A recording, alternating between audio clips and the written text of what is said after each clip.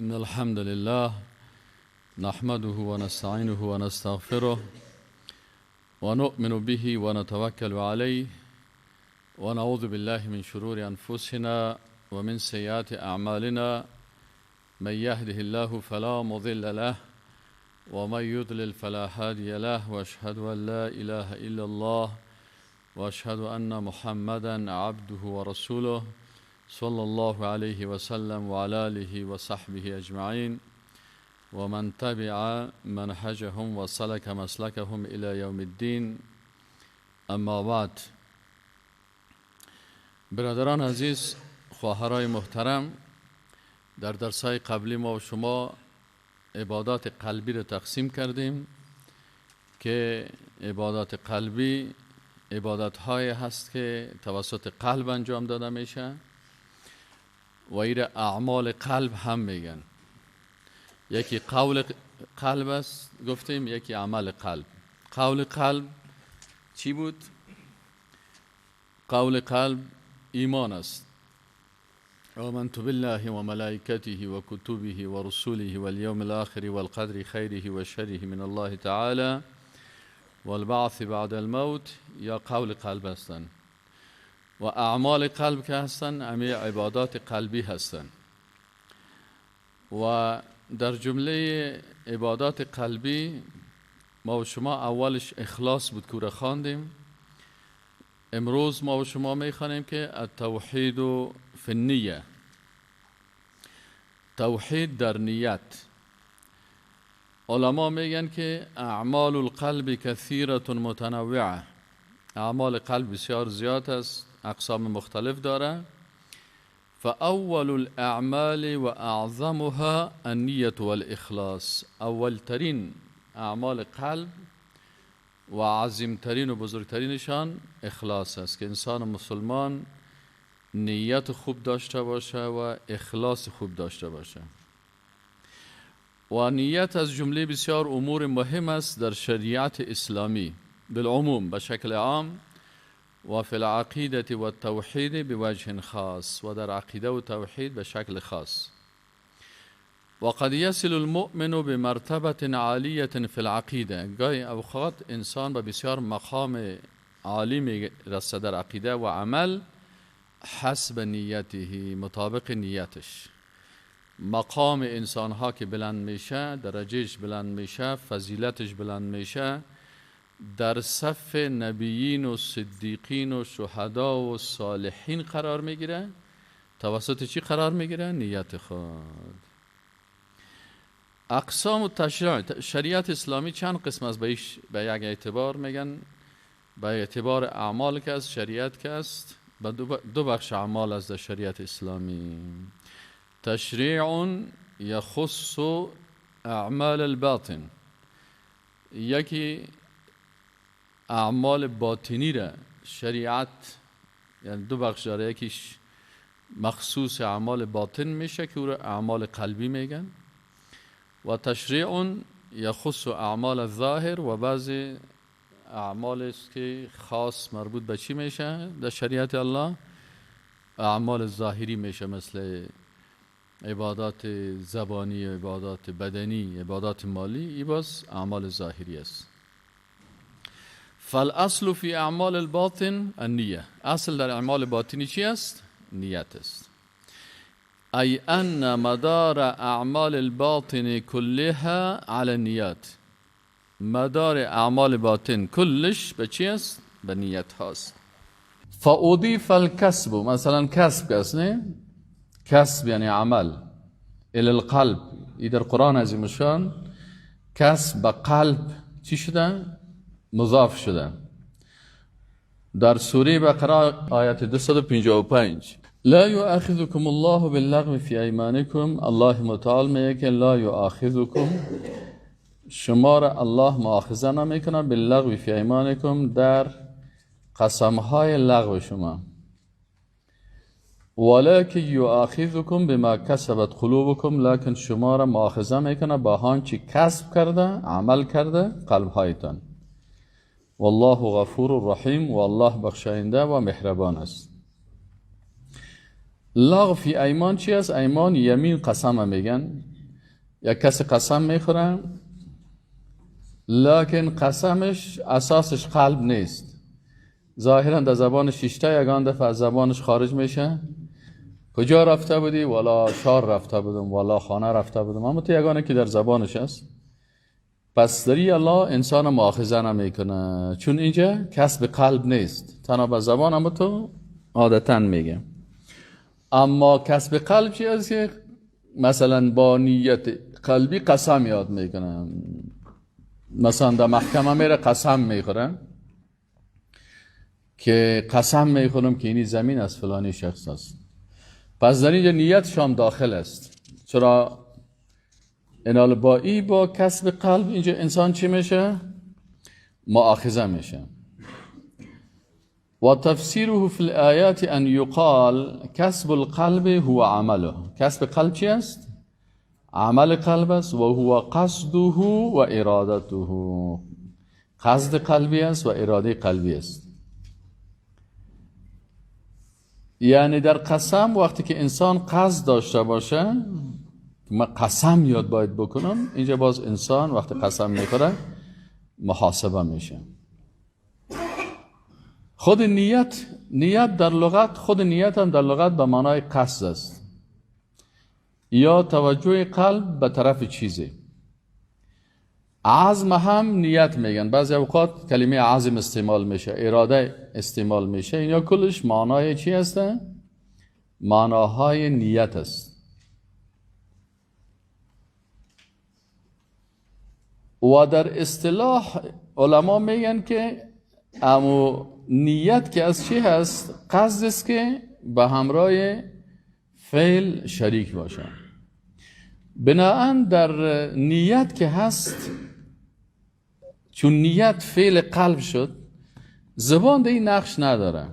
از این خاطر در عبادات هیچ روایت ما و شما نیت زبانی از رسول الله صلی الله علیه و سلم سند نداریم. یعنی رسول الله صلی نماز خدا با چی شروع میکرد؟ با الله اکبر شروع میکرد. و روایاتی که آمده رسول الله صلی الله علیه و سلم نماز با تکبیر شروع کرده و گفته که الله اکبر، و بعد از او همو سبحانك اللهم را یا دیگر دعاهایی که در آغاز نماز سیر خوانده. لکن ما و شما سند که از رسول الله صلی الله علیه و باشه که نیت کردم به زبان گفته باشه نماز صبح چیزی، غالبا این نیت ها که از در بعض جای که است این از اجتهادات دیگه اشخاص است، اما از رسول الله صلی الله علیه و سلم ما نداریم. حتی در حج هم که میگه نه، حتی در حج هم که است رسول الله صلی الله علیه و سلم او را با تلبیه شروع کرده، نماز با الله اکبر شروع میکرد، حج خدا با چی؟ حج عمره را با تلبیه. اما این لفظی تو دقیق که نویتو آمده باشه به زبان تو نیست. پس علمای اسلام مثلا حنابلة در تعریف نیت چی میگه؟ میگه انها عزم القلب على فعل العباده تقربا الى الله تعالی. میگه نیت چی است؟ اما عزم و قصد قلبی هست با انجام دادن یک عبادت به خاطر تقرب و نزدیکی برای الله. وقتی که شما قلبتان به یک چیز نیت کرد و به خاطر تقرب قلبتان بود، اونمو درست است دیگه، اضافه زبانی نیست. به همین خاطر خود در کار شریعت هر کدامش یک حکمت خاص است. مثلا همین که نیت قلبی داشت کفایت میکنه، اما ای که مثلا نیت زبانی را بسیاری دوستا که چی میکنن شرط میکنن و باید باشه و خوب است و چطور است چون از دل خود مثلا بگن اجتهادات میکنن، والله اعلم، بسیاری وقتا مانع بسیاری از عبادات میشه.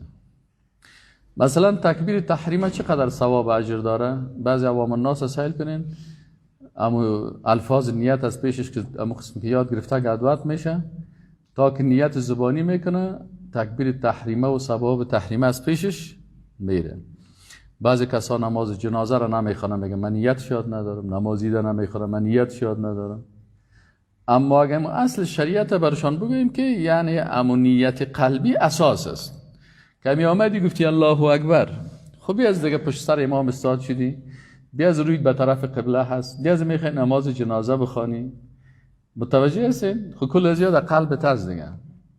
پس بخوان الله اکبر بگو، بیا از جنازه میخوانی، اون اقتدا کردی نمازت شد. بسیاری کسا چرا نماز جنازه رو نخوانی؟ ولی نیت یاد نداشتم. این علماء میگن انها عزم القلب على فعل العباده تقربا الى الله تعالی، با تقرب با الله متعال. خب کسایی که به زبان هم میگن اجتهادات است، ما احترام میکنیم برشان، کسی را بدگویی نمیکنیم، لکن فقط میگیم که تو سند صحیحه که رسول الله صلی الله علیه و سلم نیت کرده باشد یک چیزه، نیت زبانی هدف ما هست. تو حدیث ما تا بالا ندیدیم، والله اعلم، شاید علم ما ناقص باشه نفهمیم، ایره گفتن نمیتونیم. تو از علما زیاد شنیدیم که علما جور کردن مثلا از زبان خود. وقال بعضهم، بعض علما چی میگه هو تصفیه الفعل عن ملاحظه المخلوقین. نیت چی است؟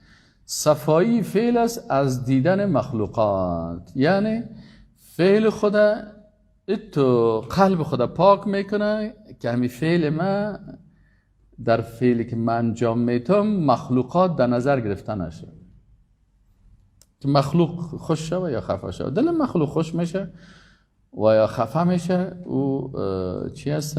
کار خودش است. دیگه یکی از علما میگه ان نیت معناها العزم القلبی علی الفعل.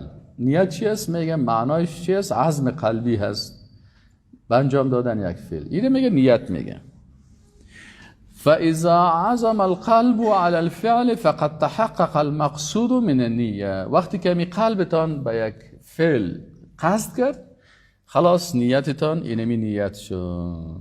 علمای مالکی و اینا بعض کسایی که میگن مثلا نیت فرض است، کدام نیت فرض است؟ اما نیت قلبی هست. مثلا شما آمدین به نماز پیشین، در نیتتان است که من نماز پیشین ادم میرم، میگی کجا میری؟ به نماز پیشین میرم. وقتی که آمدین باز زمان تا میگه نیت کردم بخوانم 4 رکعت نماز فرض دیگر. وی من 4 رکعت فرض دیگر گفتم، آل نماز ما شد یا نشد؟ کدامش اعتبار داره؟ اون نیت قلبیش اعتبار داره یا زبانیش؟ قلبی اعتبار داره، زبانی اعتبار نداره. بعض علمای پیره میگه که چرا نیت زبانی میکنی؟ اونا میگن به خاطر از اینکه خوب ام گپ قلب ما خوب تایید شوه و خوب دقیق شوه و خوب چطور شوه، این تو استدلال ها میکنن. اما اصل که کل علما متفقون علیه هستن، نیت اصل نیت چی است؟ قلبی هست. خب بعضی علمای دیگه میگن النیت و الاخلاص مترادفان. امین نیت اخلاص میگه دو کلمات مترادف هستن، اردوشان مترادف هستن، معنایشان چی است؟ یکی هست. خب اگر وقت میگه ما میگیم عمل قلب به اون نیت و اخلاص اردو داخل است، میگه خب چی معنا میده این گپ که مثلا ما عمل قلب هم نیت است هم اخلاص؟ میگه فنعنی بالنیت تمییز العباده عن غیرها. وقتی که نیت میکنیم میگیم یعنی عبادت از عادت با نیت جدا میکنیم. متوجه هستین؟ خب توحید نیت چه قسم تعریف میکنیم؟ توحید نیت چی است؟ افراد الله سبحانه و تعالی فی القصد والاراده. یگانگی الله در قصد و اراده، که الله مقصد اساسی در تمام اعمالت باشه، این توحید نیت میگن. توحید الوهیت، توحید نیت و قصد اراده میگن، مجموعاً توحید الوهیت. چرا؟ میگه لانه مبنی علی کون هذه الامور خالصه لله جل و علا. چرا که تمام از زیر خاص برای کی میکنیم؟ بر الله میکنیم. و توحید در نیت چه قسم حاصل میشه؟ ان یکون الانسان فی کل ما یأتی و ما یضع، که انسان هر کاری که انجام میده و هر کاری که ترک میکنه قاصدا وجه الله تعالی، که قصدش چی باشه؟ رضایت الله باشه. چرا شراب نمیخوری؟ باید تال نتی. عاجل بگوی شراب نمیخورم به خاطر که الله منع کرده. ای که باز اگه شراب خورد و مرا گنگس میکنه و پیسیم زیاد مصرف میشه و همسایه مرا بد میگه و فلانی تو میگه، یا ربان اصل گپ میره باید در جواب بگوی چرا نماز خواندی؟ به خاطر که الله راضی شود. چرا زنا نمیکنی؟ به خاطر که الله منع کرده. اینمی توحید است که همیشه امی جواب دمی نوک زبانت باید چی باشه. چرا قلبت اینمی کار میکنه؟ در جنازه فلانی نفر چرا رفتی؟ به خاطر که الله امر کرده که یه حق ازی بنده هست مطابق حکم الله. فلانی نفر چرا دوست داری؟ به خاطر که دوست الله هست. فلانی نفر چرا بدت به خاطر که دشمن الله هست. این کلش مربوط میشه به چی؟ به توحید در نیت. هو ان تكون حیاته كلها لله.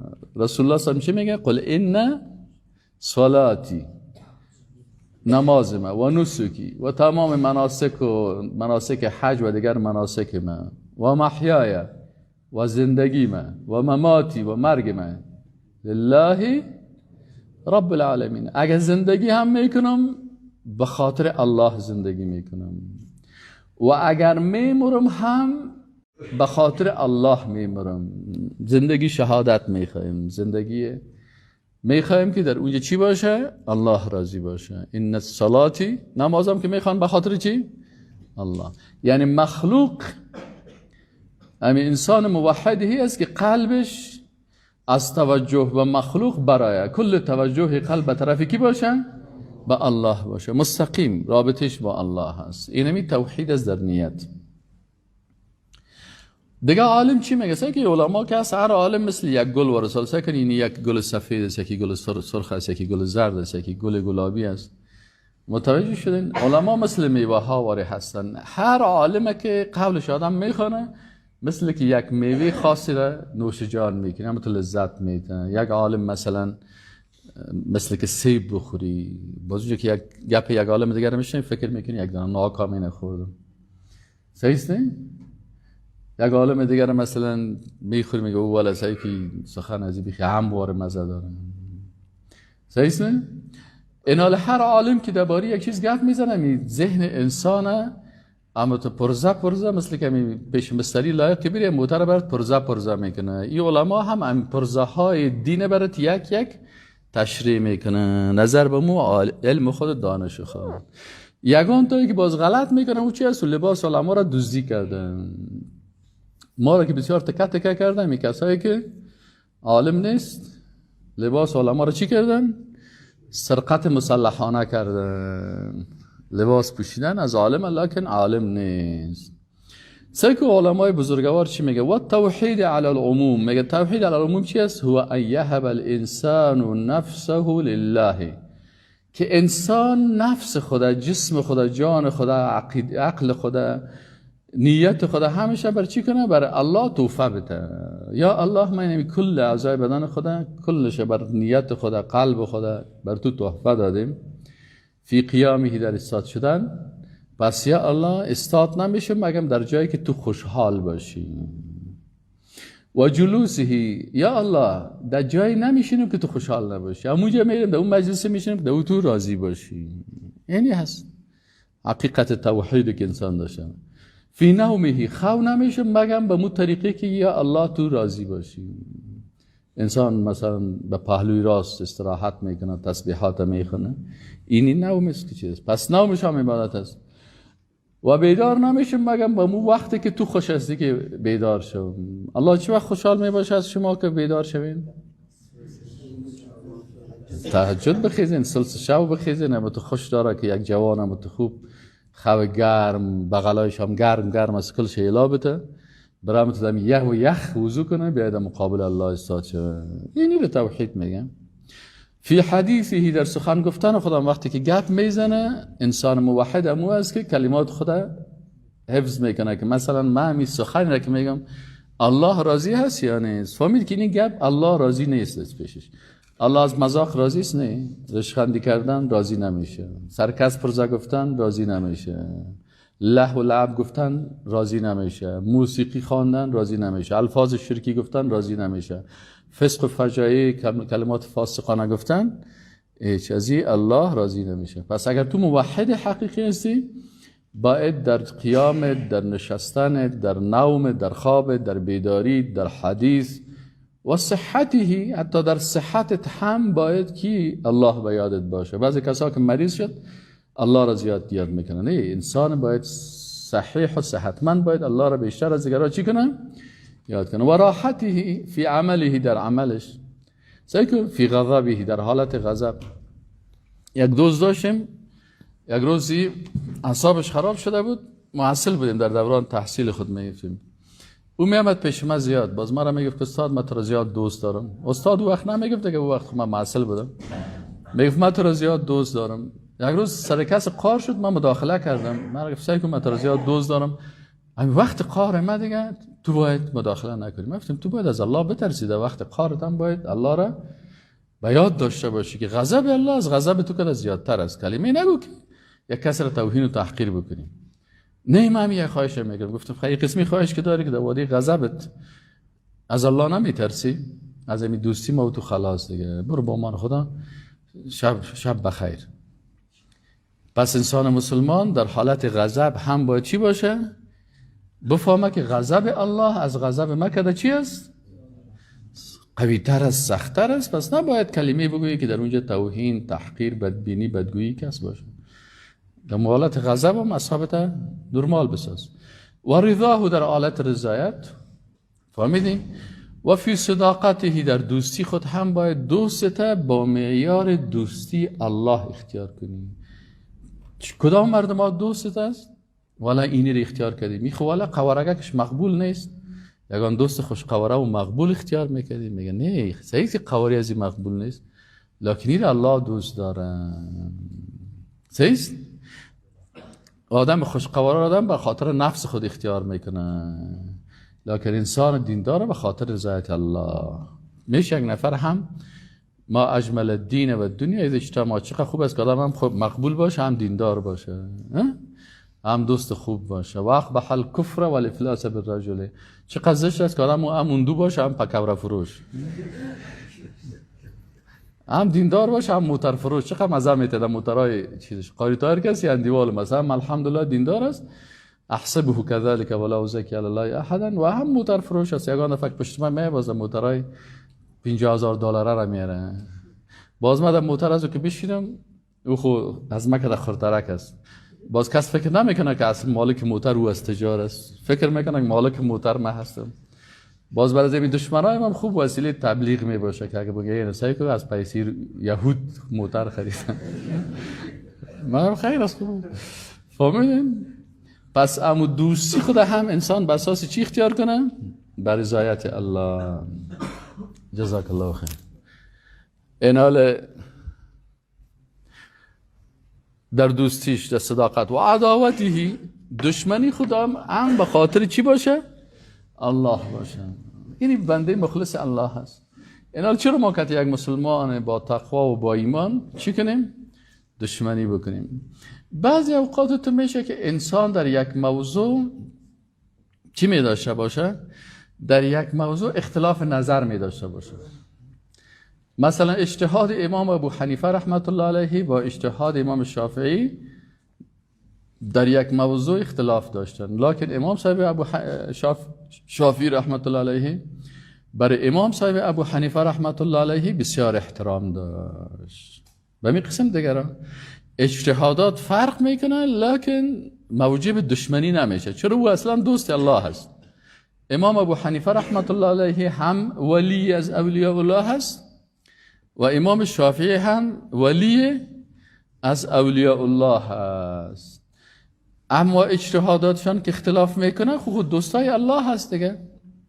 ما هم اجتهاد از او قبول داریم، هم اجتهاد از او قبول داریم، لکن اتو قبول داریم که از هر کدام قولش به قرآن و به سنت رسول الله صلی الله علیه و سلم نزدیکتر بود، باز امور تایید میکنیم اجتهادش، اما به خودش احترام داریم و اجتهادش هم خوش داریم. صحیح شد نه؟ اینال انسان معیار دوستی و دشمنیش هم رضایت الله باشه. بعضی کسایی که جاهل هستن متاسفانه در عصر حاضر در مسائل استحبابی که دیگه خدا تکفیر میکنن. بازی چی میگه والا خوارج یک وقت یک 10 قرن پیش 15 قرن 13 قرن پیش میگه گروه برآمده بود به نام خوارج. چی عیب داشتن؟ میگه عیبشانی بود که انسان در گناه کبیره تکفیر میکردن. مثلا اگه یک نفر زنا میکرد میگه تو که زنا کردی تو مسلمان نیستی، کافر هستی. مسلمان زنا میکنه کافر شدی خلاص. یک نظر بود از اونا. مسلمان ها امی خوارج هم کافر نمیگفتن. فهمیدی یعنی علی رضی الله تعالی عنه که خوارج جنگ کرد به خاطر چی؟ به خاطر گفت یا بغاوت کردن از حکم من، سرکشی کردن، اما جنازهشون هم میخواند یا مسلمان هستن دیگه، مسلمان است لکن سرکشی کردن. آل ما خوارج چی که خوارج به توان دو پیدا کردیم. خوارج های به توان دوی ما چی است که در عمل مستحب تکفیر میکنه. مثلا اگر یک کس را دید که رفع الیدین میکنه میگه کافر است. خوی چی است؟ او خوارج شد. تو چی شدی؟ تو خالق خشوعی خوارج شدی. تو خاص خوارج هم بدتر هستی. یک کس را دیدین؟ نه من خود دیدین یگان بابا گکا و کاکا گکای تاریخ تیر شده دین نمیفهمن. مردم از دین و دینداری متنفر میسازن. من بسیاری وقتا بر از اونا میگم از الله بترسین، جوانا را از دینداری متنفر نسازین. یک وقت یک کس بر من زنگ زد گفت استاد یک جوان تقریبا 14-15 ساله کل عمر خود در لندن تیر کردن. اونجا در لندن تیر کرده در کدام مسجد بوده که اونجا مردمای که اونجا بودن شاید شافعی مذهب بودن یا سلفی بودن یا هر چی بودن. خب مقصد اونجا نماز یاد گرفته و رفع الیدین میکردن. این بچه فامیلش آوردهش کابل. که کابل آمده این خود از این گپا خبر نداره دیگه. اون قسمه که اونجا یاد گرفته اینجا آمدن در مسجد رفتن یا برام زنگ زد گفت یک مشکل پیدا شده بیا میره مشکل حل کنم. گفتم چیه مشکل؟ گفت مشکلی است که این بچه وقتی در مسجد رفته ساعت نماز که شروع کرده که چند نفرک دیگه میگرده بخاری یک سه تا کاکاگک شیشته این کاکاگکا یک دفعه در جان از حمله کردن که تو وهابی که تو این قسم نماز میخونی دست. این بچه چون فارسی رو صحیح نمیفهمه فکر کرده که البته مرا دزد گرفته ور خطا هست. خب بالاخره بیرون که آمده دولی و رنگش هم سفید پریده و از خودگی خدا گفته که من خود چیز دوزی نکردیم یا چرا سرم حمله کردن. خب بالاخره ایره به اندازه کردن که قومایشان میگن که استاد اینمی بچه حال میگم من به لندن میرم و کافر میشم. حال از مسجد متنفر شده.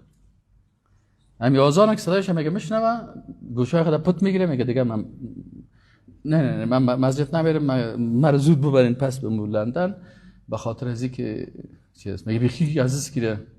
خب درست است که ما مسجد مرکز تروریسم جور بکنیم. خوینی می تروریسم است دیگه. اگر تروریست است خوینی است این باید تروریست بگوییم. یعنی تروریسم است که در مسجد خشونت کردن، بی‌ادبی کردن، توهین کردن، تحقیر کردن و او هم در مقابل یک سنتی که از رسول الله صلی الله علیه و سلم ثابت است ولی در قسمت منسوخ شدن از این اجتهادات علما هست که بعضی علما به منسوخ بودن از این قائل هستند و بعضی علمای دیگه که میگن که این منسوخ نیست. بنابراین اجتهادات است که 13 قرن 12 قرن قبل در بین فقهای بزرگ ما در کتاب ها میخوانیم که بعضی از فقهای بزرگ محترم که ما برشان احترام داریم اونا میگن امیر رفع الیدین منسوخ شده، اجتهادش است.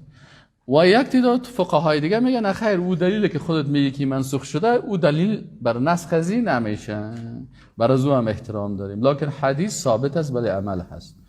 اینال یک کسی در مقابل از این عمل خشونت میکنه، اصلا اینمی شخصی که در مقابل از این عمل خشونت میکنه این در مقابل در کدام قانون قرار میگیره؟ کراهیت ما انزل الله ایره میگن. الله چی نازل کرده؟ وحی جلی و وحی خفی. وقتی که حدیث صحیح ثابت شد این وحی داخل میشن، این وحی است، وحی خفی هست و کراهیت آنچه که نازل شده هست انسان هم به کفر میکشانه. پس اینمی کاکاگک با اینمی کراهیت اینمی عمل از دایره ایمان خارج میشن، ولی نمیفهمم. ما باید همه سنت ها را دوست داشته باشیم ولو که انجام نمیدیم.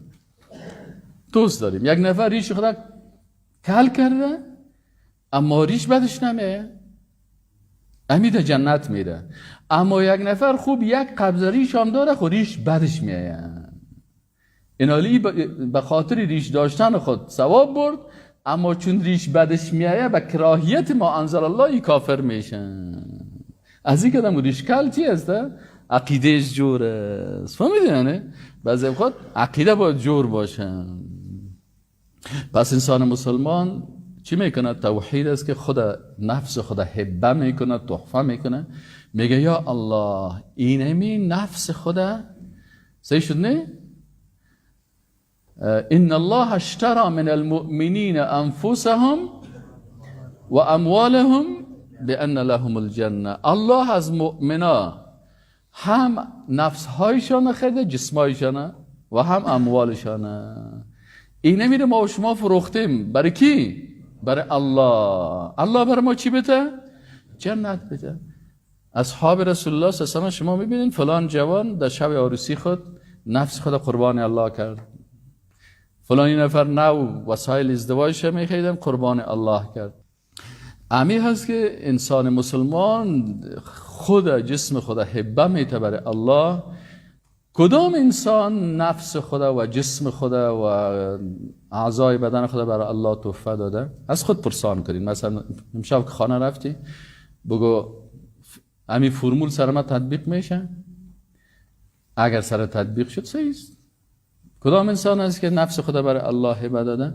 کسی هست که در رستاد شدن خود، در نشستن خود، در خواب خود قیام خدا به خاطر الله میکنه، نشست خدا به خاطر الله میکنه، خواب خدا به خاطر الله میکنه، بیداریش به خاطر الله هست، سخن زدنش به خاطر الله هست، در صحت خود الله را به یاد داره، در غضب خود به یاد الله هست، رضایتش به خاطر رضایت الله هست، غضبش به خاطر غضب الله هست، دوستیش به خاطر الله هست و دشمنیش به خاطر الله هست، خریدش مطابق حکم الله هست، فروشش مطابق حکم الله هست، عملش به خاطر الله هست، راحتش به خاطر الله هست، فکرش فکر قرآنی است، رأیش رأی اسلامی است، توجهش، اشاراتش، نصیحتش، ترساندنش، هر نفسش،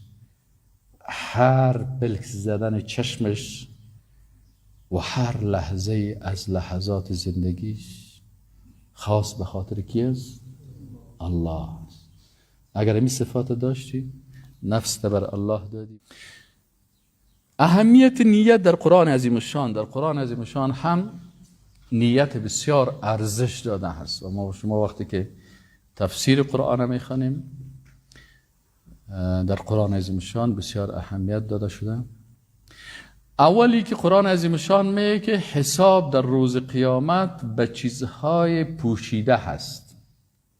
چیزهای پوشیده چی هست؟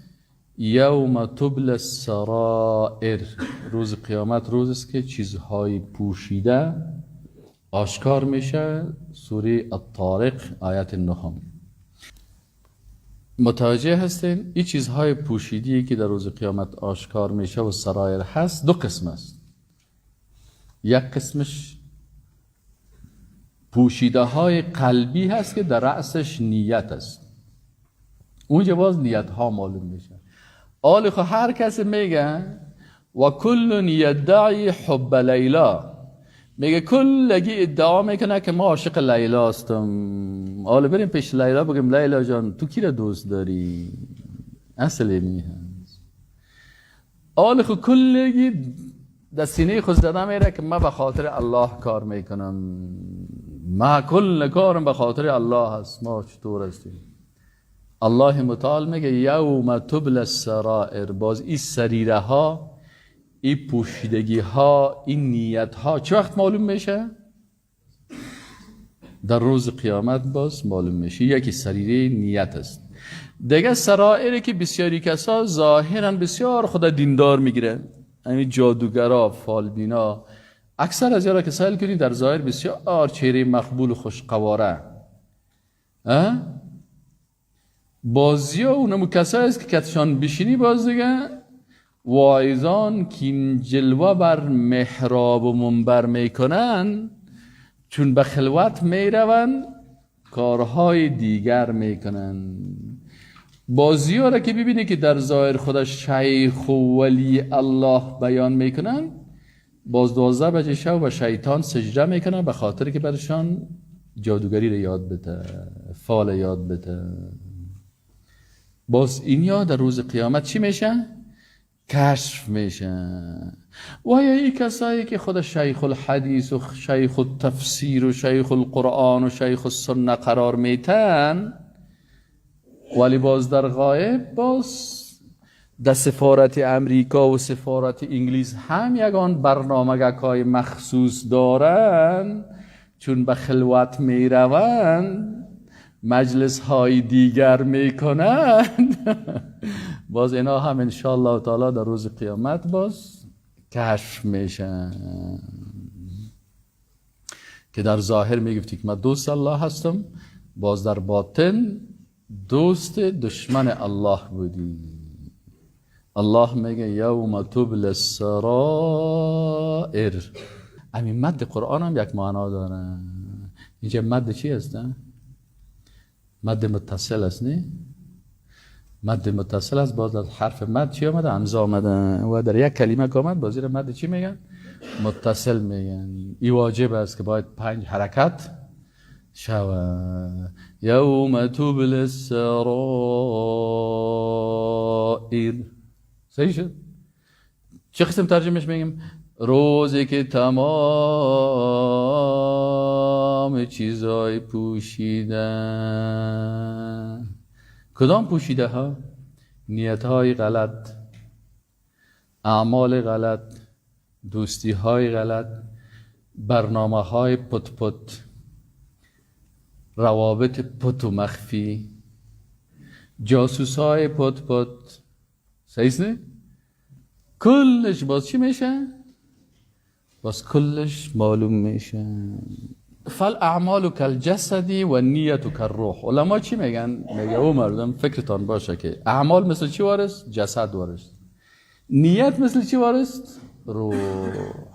یعنی اگر یک نفر جسد داشته باشه روح نداشته باشه ارزش داره؟ عملت هم که نیت خوب داشته نباشه ارزش نداره. اگر میخوانی یک کار خوب بکنی نیتت جور کو. چرا جور کو؟ نیتت. هر قدر عمل کنی نیتت خوبش نباشه بی ارزش است. عمل بکو به همراه نیت. شاید عملت به نیت هم یک ارزش داشته باشه، لیکن تو ارزش کم دیگه. اما اگر میخوای که خوب عملت قیمتی شود، صحیح نه؟ در ترازوی میزان هم تو خوب فکس گذاشته شود، باز نیت خوب بکن. خب این یک عالم است می تشریح میکنه، میگه ولا خیر فی جسد بلا روح. میگه هیچ خیر نیست در جسدی که در او روح نباشه. والاعمال صور و نیات حقائق. سعی چقدر خوبش میگن. میگن اعمال تصاویر است، تصویر است، اما نیت ها حقیقت هاست. اصل حقیقت چی است؟ در نیت است. حقیقت کار داره چی تبارز میته؟ نیت تو. و این نیت مربوط به قلبت است. از این خاطر رسول الله چی میگه؟ میگه التقوا ها هنا. تقوا در کجاست؟ در قلب است. در قلب است. چرا؟ نیت که است مرکزش کجاست؟ قلب است. ولا خیر فی صورت بلا حقیقه. میگه ایچ اگر یک تصویر باشه کدام حقیقت نداشته باشه. مثلا یک نفر یک رسم میکنه باش پرسان میکنه یک عکس کی است؟ میگه نفرش معلوم نیست. میگه برو گم شو چی است؟ اما باز یک رسم بکشه بگه میگه یک عکس کی رو کشیدی؟ باز برات بگه یک عکس استاد دایست. هو چی عکسه؟ پس تصویری که حقیقت نداشته باشه این تصویر چی است؟ در هنر به ارزش است. عملی که هست نیت نداشته باشه مثل می تصویر به حقیقت است. والاعمال سه که گپای علما چقدر شیرین است. مرا می علما بسیار خوشمه، هر عالمی که باشه خوشمه بسیار، چرا از گپایشان استفاده میکنم. و کسی که غیبت علما را میکنه مثل چی هست؟ میگه او مردم غیبت علما را نکنین که گوشت علما مسموم است. فهمیدی؟ یکی انسان عامی که هست گوشتش عادی هست، گوشتش میخوری، غیبت که میکنی مثل گوشت یک مرده را خورده باشی. باز گوشت مرده که زاردار باشه او باز بسیار خطرناکه. غیبت علما را نکنین، از علما استفاده کنین، از گپایشون بسیار مزه‌دار است. این عالم چی میگه؟ میگه والاعمال فروع و نیت و اصول. چقدر خوبش میگن. میگه اعمال که است فرع هستن و نیت که است اصول و جذور، اساس و تهداب هستن، ریشه هست. ریشه چی است؟ نیت است. ولا يستقيم الفرع بلا اصل ولا جذر. هیچ فرع بدون اصل و ریشه و تهداب استقامت کردن نمیتونه. عمل تو هم که با نیت قوی نباشه هیچ استقامت کردن نمیتونه. یک چند روز درس می بازیگر روز میبینی یک شیطانک لاغر که آمد یک تختقک دادت بردت. فهمیدی؟ اگر نیت قوی داشته باشی باز شیطان او را شیطان که سر نیتت زیاد کار میکنه. باشه خسته نشین براتون قصه بگویم. خب میگه در یک منطقه یک چی بوده که یک درخت بود. مردم میرفتن گرد می درخت چی میکردن؟ مردم میرفتن گرد درخت طواف میکردن. یکی تاویزک میگرفت، یکی چوبک شد گردنش چک خود منداخت، یکی خواهمی چیزی که انواع شرک بود برای ازی درخت میکردن. بعضی شرک ربوبیت برش میگن که او درخت جان مرا بچه بدی، این شرک در ربوبیت. بعضی میگن در زیر درختش چه خدا تیر میکرد، او شرک جان درخت جان همیشه چه خدا زیر ریشه تیر میکنه و میره شفا بده. یکی میرفت یک چوبک از درخت در گردن خود منداخت. این کل شرک شرک شرک شرک. یک نفر شیخ بود. این شیخ یعنی آدمی بود که دیندار در قریه. یه قدره برشان گفت که او مردم، او دوستا، او قوم، او وطندارا نکنین بلیازی الله، این میکل شرک است، ناروا هست، فلان است. و دیگه گفتن نیست ما خود جهل داریم، باز بخشیده میشیم به حساب گپ مولوی رو گوش نمیگیره، باز میگه جهل. و جاهل خود کسی است که گپ مولوی رو نشنیده باشه، تبلیغ نشنیده، نیست برو باز ما بخشیده میشیم، چرا ما خود جاهل هستیم فیلان دیگه. آخری بردگاه دید که حالا که از جاهل حالو چطور کنم؟ گفت والا دیگه قسم نمیشه، رای حل همی است که یک تبر بگیریم، امی درخت از بیخش قطع کنیم و خلاص بیغم شویم از میشن. خب فیصله همی قسم شد. شام کشید گفت خب والی درخت و تمام روز مردم هستن، این مردم تا ساعت 8 بجه 9 بجه هستن، باز دروازه مروازه مردم میره دیگه، درخت مونده و بغلک تپس. ایسا ساعت 12 بجه شب 1 بجه شب زمین خو میخیزه و میگه بیا دیگه تو ما یک دفعه برم دمی کجا؟ دمی جان درخت. تبرم خوب مت تیز کرده که تو میدم سر شانه خود. این نفر با می انرژیک برادر گفت که زمین دیگه هم حرکت میکنه، میره و میره میره میره. یک وقتی هست یعنی نزدیک درخت نزدیک است که برسه که در مقابل از شیطان قرار میگیره. استاد میشه میگه کجا میری لالا؟ میگه میری می درخت چپه میکنم. میگه پدرت چپه کردن نمیتونه. می مردم منطقه را 10 سال است که در شرک مبتلا کردیم، 10 سال زحمت کشیدیم که در قریه 50 تا مشرک پیدا کردیم. فهمیدی یا نه؟ تو آمدی چپش میکنی؟ کار 10 سالی مرا خراب میکنی؟ این شخص برش میگه که اوسوش از پیشریم ناق اصحاب ما خراب نکنه.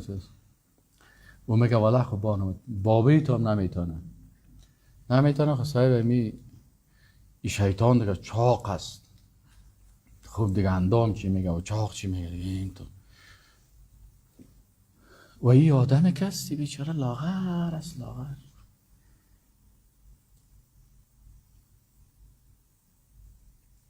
پسو میگه شیطان میگه نمیشی میگه نه. خب بالاخره صاحب حمله شروع میشه و از یا فری فایت شروع میشه. هیچ بیننده هم نداره. این فری فایت از یا که صاحب شروع میشه، خب میزنن زدن که خب بالاخره امی جوان امی شیخ لاغر کس این دیگه صاحب که از این شیطان کم تو میگیره، کم تو قیلش میکنن، میزنش در زمین. اینه که در زمین میزنه و بالاخره در سر سینه ازی میشینه و تبره میگیره، میگه چه ابلیس یک دا جای سر تبره بکفانم دم مره میگیری. او برش میگه خیلی صبر کن. حالا شیطان سعی که جنگ مسلحانه کرد، شکست خورد نه. حالا جنگ چی میکنه؟ فکری.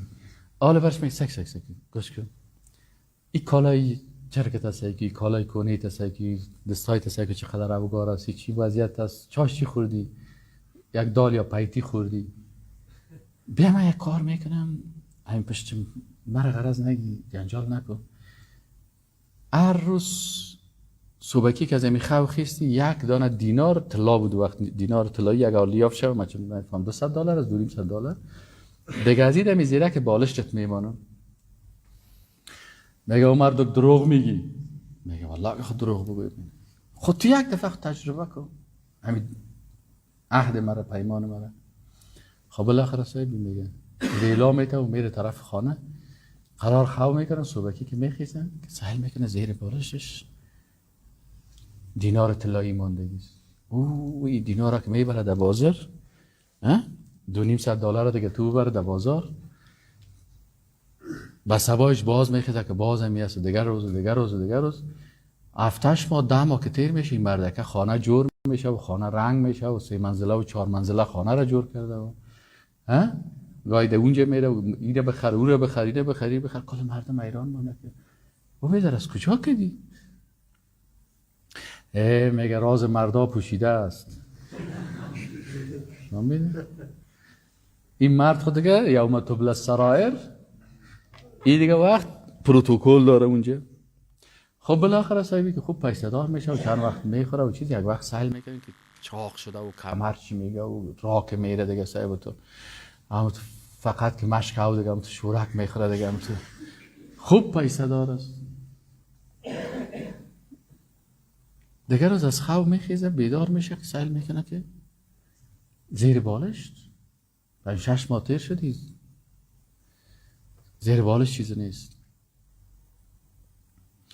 برش میگه که بیدارش میگه برو. البته شیطان بیچاره ملامت است، نیست خواب بوده باشه دیگه. حالا دیگه وقتی خیستیم باز خود خواب میپرته، باز که میخیزن باز خود خواب میپرته، هفته میبراین هفته برم از شیطان نامد باز. خب خلاص باز میگه برو خرس امروز مصروف بودی یا تحلیف داشتی وضع از دیگه نو مقرر شده مصروف از او بودم یادش رفته یا چطور است. خب خیر از بعد از این چند روز عذر میتراشه. به هر صورت خب خلاصه شیطان پیسه میسه را قطع میکنه. این مرد میگه خب باز تبره میگیره دیگه، تبره میگیره که من میرم درخت میزنم. شیطان پرسانش میکنه، باز میاد دم راه شیطان. کجا؟ میگه تو هم شیطان خبیث دروغگوی به وعده خلاف نیستی؟ خب میگه خب سعیست من وعده خلاف چی یعنی چی میخوای؟ میگه من میرم درخت چپه میکنم. میگه پدرت نمیتونم درخت چپه کنم. نمیتونه کردن. این خود به فکر سابق است. من اون وقت زور بوده میره چپه کردم. حالا شیطان از بیازی خیلی دفعه چپه کرد. گفت شیطان اون دفعه چند وقت پیش زدم دیدی؟ گفت بیا باز صاحب شیطان یا که چنگاو میشن همی شیطانی را دمی فری فایت همی شیخ صاحب میگیره قیل میکنه دمی زمین میزنش. ایره که در زمین میزنه سر سینهش میشینه. پرسان میکنه شیطان باش میگه گوش کن تو خب بسیار لودستی، بسیار خر هستی، بسیار بیعقل هستی. من نیتت خراب کردم، عقیدت خراب کردم. دینت و ایمانت و معنویتت و زیربنایت و ریشه را کتی پیسه سوختاندم. آدمه که او وقت که تو آمده بودی که لاغرک و عاجزک بودی و زور نداشتی سرم از زور شدی، و زور تو نبود، زور ایمانت بود. قوت تو نبود، قوت ایمان تو بود. مالشکر شیطان با تمام صلاح و مهمات و امکانات و شبکه‌های جاسوسی و طیاره و توپ و همه چیز از انسان مسلمان با ایمان قوی میترسیم. یک مام که از ما کده دور باشه ما از پیشش میترسیم، میگیم این گپاش خطرناک است. یک وقت شیخ شعراوی در تلویزیون مصر درس تفسیر میداد. حکومت اسرائیل خیست در مقابل حکومت مصر استاد شد، گفت یا تفسیر از زیر بند میکنین یا ما بمباردتان میکنیم. بند کنین تفسیر از زیر عالمه. شیخ متولی شعراوی گفت بند کنین درس از زیر. صد گفت اسرائیل کرد، اسرائیل تکه تکه کرد، ماضی میترسیم. اگه نمی شیخ درسایش ادامه بکنه پیدا کنه، فلسطین آزاد میشه و اسرائیل شکست میخوره. این شیطان برگاه بکنیم گوش کن. او روز تو با ایمانت سرم از زور شدی، آل تو یک شیطان دیگه هستی. منطقه من شیطان انسانی هستم، خودت مبدل شدی به چی؟ به شیطان جنی. آل به خاطر الله نامدی، او خامده بود که درخت به خاطر الله چپه کنی. آل آمدی که درخت به خاطر چی چپه کنی؟ به خاطر پیسه. پس کسی که به خاطر پیسه کار میکنه مثل ما ور شیطان است، با سر از این منظور هستم. برو این خیزه خیزه که نزن که من سابق تو بودم، سابق تو کردم، فلانی تو بودم، فلانی. سابق تو چی میگیری؟ آل نباید گپ بزن. آل چرا تبر گرفت آمدی؟ نه؟ اگه برات قدرت بودم، امکانات بودم، چوکی بودم، باز نه کافر هستم، نه بیدین هستم و نه دشمنت هستم، باز که از چوکی منفکت کردم، باز خیزک میزنی که والا صاحب یا کافر هستن و یا بیدین هستین و شما آتر هستین فلان فلان هستین. سر تو حال من خودم چی هستم بالاخره شده. پس شیطان چی میکنه؟ همیشه سعی و تلاش میکنه که سرایر انسانه خراب کنه. سرایر چی هست؟ اون راز نهفته‌ای که بین مؤمن و بین خالقش است، که کل اعمالش به خاطر کی است؟ به خاطر الله است. اینه میخواد که اینه شیطان میخواد که نه امی کارو به خاطر الله نکنی. یک تعداد شیطان ها میخواد که ارتباط تو را کت شیطان جور بکنه. یک تعداد میخواد که امی قلب تو را از انسان دور کنه.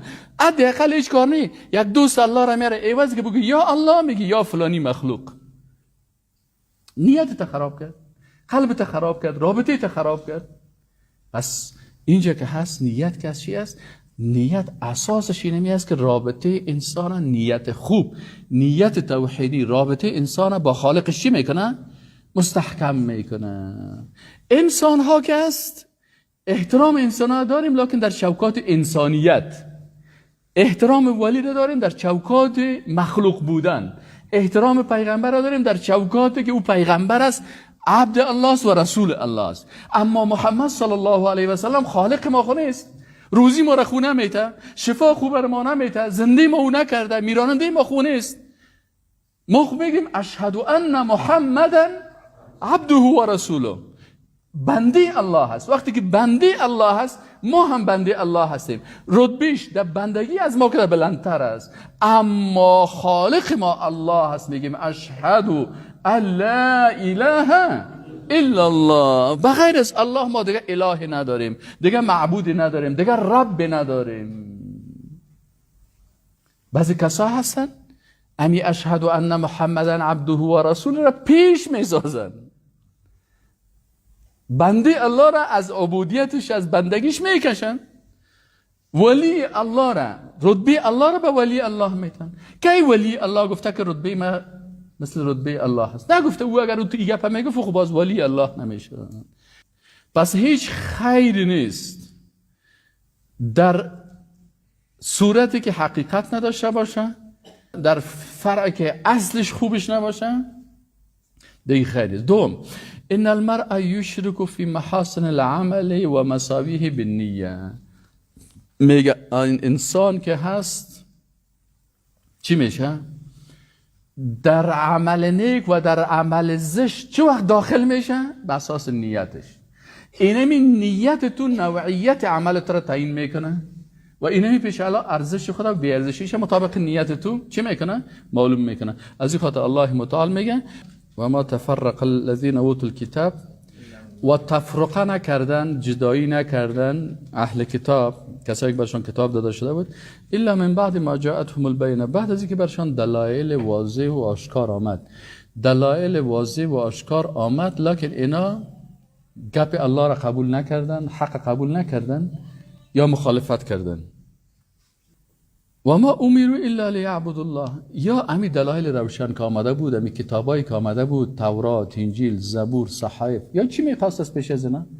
چی امر کرده بود؟ الله میگه بر از اینا امر نشده بود الا لیعبدوا الله، مگر که الله را عبادت بکنن با چی؟ مخلصین، در حالی که اخلاص داشته باشن، نیتشان 100%. اخلاص چه قسم تعریف میکنیم؟ میگیم اخلاص نیت 100% برای الله، 99 را هم قبول ندارن. فهمیدین؟ 99.99 را هم قبول نداره. اخلاص نیت 100% برای الله. اگر 100% نیتت به خاطر الله بود، این توحید در نیت است، توحید در اخلاص است. و الله متعال میگه که یا امر نشدن مگر که عبادت بکنن الله را در حالی که 100% نیتشان برای کی باشه؟ برای الله باشه. له الدین، دینداریشان، قوانین 12 گانه تشریعیشان هم خاص از کجا گرفته شده باشه؟ از دین الله گرفته شده باشه. دین هم خاص برای کی باشه؟ برای الله باشه. حنفا چی مانه؟ یعنی از ذره های کوچک شرک هم پاک باشن. تو الله را به اخلاص 100% عبادت میکنی که هیچ ذره از شرک و ریا، نه شرک اکبر باشه نه شرک اصغر، هر دوش نباشه. شرک اکبر چی هست؟ شرک در ربوبیت، الوهیت، اسماء و صفات. شرک اصغر چی هست؟ ریاکاری. ریاکاری شرک اصغر است. آدم از دین نمیکشه لکن عمل باطل میکنه. یا اگر گفتن اگر فلانی کار نمیکنم فلانی کار نمیشه، یعنی تقدیر دیگه به دست خودت است. بسیاری کساست نه؟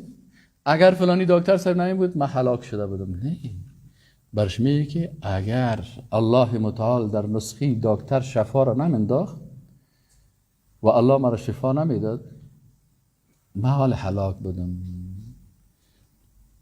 پس اینجا چی است؟ و ما امروا الا لیعبدوا الله مخلصین له الدین حنفا. حنفا یعنی پاک از شرک اکبر و شرک اصغر. بعد از چی میکنن؟ و یقیم الصلاه، وقتی که نیتش جور شد، از شرک پاک شد، بازی که بالای مسلمان ضروری است که چی بکنه؟ عبادات بدنی هم بکنه. عبادات بدنی چی هست؟ اقامه نماز است. نگفته و یقیمون الصلاه، نگفته که و یصلون. چی است؟ نگفته و یصلون. چی فرق از بین و یصلون و یقیم الصلاه؟ یقیمون الصلاه یعنی نماز استاد میکنه. استاد کردن نماز چی هست؟ نماز چی خوب درست استاد میشه و درست میشه؟ نمازت اینا نمازی که دو دزدی نباشه. دزد چی قسم است؟ دزد نماز از رکوعش یک مقدار میزنه، از سجدهش یک مقدار میزنه. فهمیدین؟ این نماز شل و شط است، استاد شده نمیتونه. فهمیدین؟ اقامه نماز وقت میشه که به طریقه رسول الله صلی الله علیه و سلم نماز بخوانی. اگر خفیه هم نماز میخوانی، ادغام و اخفا و گپار دموم مراد کنی. مثلا ما و شما نماز غلط ما چی است؟ یکی از غلطی های نماز ما و شما از اکثریت دوستان می قسم است وقتی که جهری نماز میخوانه خوب قرائت میخوانه. الحمدلله رب العالمین الرحمن الرحیم مالک یوم الدین ایاک نعبد و ایاک نستعین اهدنا الصراط المستقیم صراط الذين أنعمت عليهم غير المغضوب عليهم ولا الضالين